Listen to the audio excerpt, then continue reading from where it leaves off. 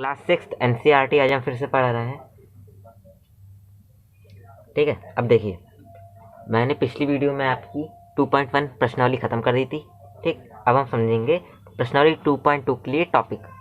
ठीक, तो प्रश्नावली 2.2 है, उसमें देखिए आपको समझना है पूर्ण संख्याओं के गुण। ठीक, पूर्ण संख्याओं के गुण कि पूर्ण संख्याएं योगफल में, व्यवकलन में, गुणन में और भाग में समृद्ध होती हैं कि नहीं होती। ठीक, तो आप पहले समझ लिए समृद्ध, क्योंकि आगे आपको इसका बहुत काम है। यह शब्द जरूर आएगा आपके, अगर एनसीईआरटी है तो जरूर आएगा।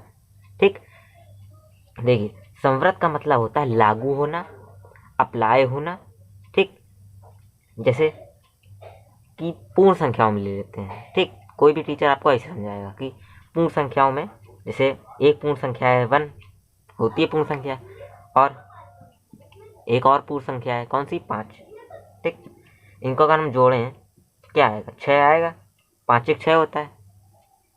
6 क्या है, एक पूर्ण संख्या, 5 भी एक पूर्ण संख्या, 1 भी एक पूर्ण संख्या है। तो आपको ऐसे समझा देते हैं कि 1 और 5 पूर्ण संख्याएं हैं, तो इनका अगर योगफल करें तो हमें क्या मिलता है, एक पूर्ण संख्या मिलती है। एक पूर्ण संख्या हमेशा एक पूर्ण संख्या मिलती है। ठीक है, हमेशा एक पूर्ण संख्या, जैसे 0 है ये भी पूर्ण संख्या है, प्लस 4 करें कितना आ जाएगा, 4 आ जाएगा। तो 4 भी एक पूर्ण संख्या है। ठीक, तो ये हमने समझा कि योग में समृद्ध आपको कैसे समझाया जाता है। लेकिन आपको समृद्ध ऐसे भी याद रखना है कि आपको जैसे आगे काम पड़ेगा कि जैसे समृद्ध का मतलब होता है पूर्ण संख्या को ले, जैसे आपने ले लिया कि एक पूर्ण संख्या है, इसको एक और पूर्ण संख्या से जोड़ दें तो आपकी पूर्ण संख्या आ जाती है, तो ये समृद्ध हो गया। ठीक, आपको इसे और अच्छे समझना होगा, जैसे कोई जैसे प्राकृत संख्या है। ठीक, प्राकृत संख्याओं की समृद्ध क्या होगा, एक प्राकृत संख्या दूसरी प्राकृत संख्या से अगर हम जोड़ दें तो एक प्राकृत संख्या होना चाहिए। इसे हम क्या कह सकते हैं, प्राकृत संख्या का जो योगफल में है वो समृद्ध होता है। प्राकृत संख्या योग में समृद्ध होती है, ऐसे हम लिख सकते हैं। तो आपको समृद्ध अब समझ में आ गया होगा, समृद्ध का मतलब क्या होता है, लागू होना या अप्लाई होना। प्राकृत संख्याओं में योग अप्लाई होता है, समृद्ध होता है, लागू होता है। ठीक, तो हमने समझ लिया समृद्ध क्या होता है। ठीक, अब हम आते हैं अपने टॉपिक पे। तो हम यहाँ पहली हेडिंग डाल देंगे योगफल या योग।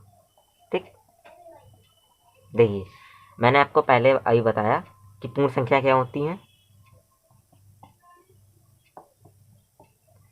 0 1 2 3 ऐसे। ठीक, अब देखिए योग में क्या करेंगे, एक पूर्ण संख्या ले लेंगे, 0 ले लेते हैं। इसमें अगर हम कोई भी पूर्ण संख्या जैसे 3 जोड़ दें तो कितना आएगा, 3 आएगा। इसका मतलब क्या है, जो पूर्ण संख्याएं हैं वो योग के अंतर्गत समृद्ध हैं। ठीक, या फिर हम ये कह सकते हैं कि जो पूर्ण संख्याएं हैं यह जो है पूर्ण संख्याओं के योग का समृद्ध गुण, इसे हम कहते हैं पूर्ण संख्याओं के योग का समृद्ध गुण। ठीक है, इसको हम ये भी कह सकते हैं। अब नंबर 2 में हम लिखें व्यवकलन। व्यवकलन का मतलब होता है घटाना, माइनस करना। ठीक, जैसे हम वही पूर्ण संख्या ले लें, बस क्या करें, हम निशान बदल दें, क्या आएगा -3। अब देखो पूर्ण संख्या क्या होती है, 0 1 2 3, लेकिन इसमें माइनस की संख्या कोई नहीं आती है, माइनस की कोई भी संख्या नहीं आती है। इसका मतलब क्या है, व्यवकलन के अंतर्गत जो समृद्ध होगा वो हमेशा नहीं होगा, मतलब समृद्ध नहीं होगा। क्यों, देखिए जैसे कोई पूर्ण संख्या है 5, इसमें से हम 5 और 1 दोनों पूर्ण संख्याएं घटा दें, कितना आएगा 4। देखिए तब तो समृद्ध हो गया, लेकिन कभी कभी समृद्ध नहीं होता, इसलिए हम कहेंगे कि व्यवकलन के अंतर्गत ये हमेशा समृद्ध नहीं होता है। ठीक, व्यवकलन के अंतर्गत पूर्ण संख्या समृद्ध नहीं होती है। ठीक, हम ये लिख देंगे। अब नंबर 3 गुणन। गुणन का मतलब गुणा। ठीक, 0 ले लेते हैं, इंटू 3 कर देते हैं, क्या आ जाएगा, 0 का अगर किसी भी संख्या में गुणा करेंगे या भाग करेंगे तो आंसर वही आता है 0। 0 एक पूर्ण संख्या है, मतलब पूर्ण संख्याएं गुणन के अंतर्गत समृद्ध गुण का पालन करती हैं। ठीक, जैसे हम ले लें 5 इंटू 1 कर दें, कितना आएगा 5। 5 भी एक पूर्ण संख्या है, 1 और 5 दोनों पूर्ण संख्याएं हैं। इसका मतलब जो पूर्ण संख्याएं हैं गुणन के अंतर्गत समृद्ध होती हैं।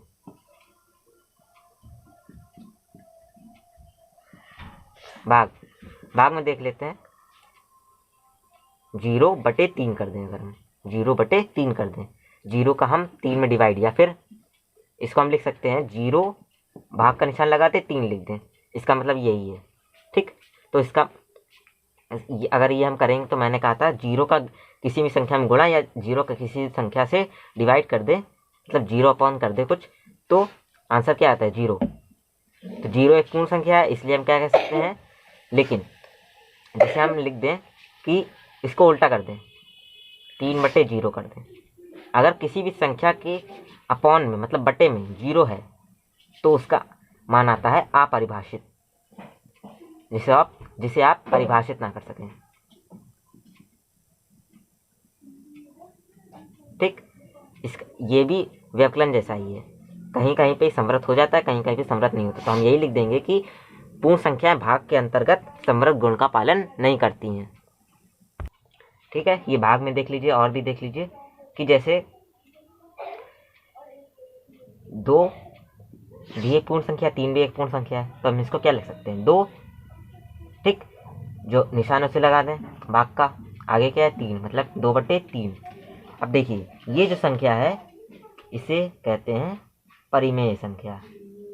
परिमेय संख्या मतलब P/Q, मतलब कोई भी संख्या हो, मतलब जैसे P और Q पूर्णांक है जहाँ पे, तो 2 पूर्णांक है, 3 पूर्णांक है, इसलिए हम इसे कहते हैं परिमेय संख्या। तो परिमेय संख्या और पूर्ण संख्या अलग अलग होती हैं, इसलिए ये एक परिमेय संख्या, पूर्ण संख्या तो है नहीं, तो इसलिए भाग में पूर्ण संख्याएं जो होती हैं उस समृद्ध गुण का पालन नहीं करती हैं।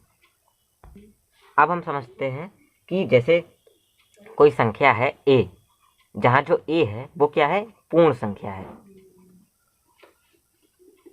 तो मैंने अभी जैसे आपको बताया था गुणे में कि कोई भी संख्या है पूर्ण संख्या, इसका अगर हम 0 से गुणा करें, तो कोई भी संख्या ले लीजिए, पूर्ण संख्या छोड़ के पूर्णांक ले लीजिए, वास्तविक संख्याएं, प्राकृत संख्याएं, ठीक। इसका अगर हम 0 से गुणा करेंगे तो हमेशा उत्तर जो है वो 0 ही आता है, ठीक। ऐसे ही हम भाग में देखते हैं कि भाग में अगर पहले अगर हम वो संख्या लिख दें, फिर हम 0 से डिवाइड कराएं, मतलब इसको हम ऐसे भी लिख सकते हैं ये, तो इसका मान क्या आता है। और ऐसे हम लिखें 0 पहले लिख दें, उसके बटे में हम कोई संख्या लिख दें, इसको हम लिख सकते हैं 0 डिवाइड का निशान, भाग का निशान, फिर a। तो इन दोनों के मान क्या आते हैं, देखिए इसका मान तो सीधे सीधे देखिए ऊपर क्या है 0, ठीक, ऊपर 0 है, इसका मतलब आंसर भी 0 आएगा। यहाँ देखिए नीचे 0 है, लेकिन इसका आंसर 0 नहीं आया, ठीक। ये आप आगे समझेंगे। अगर किसी भी संख्या के अपॉन में 0 है, बटे में 0 है, तो हम उससे क्या लिखते हैं अपरिभाषित, या फिर हम इसे लिख सकते हैं परिभाषित नहीं है, परिभाषित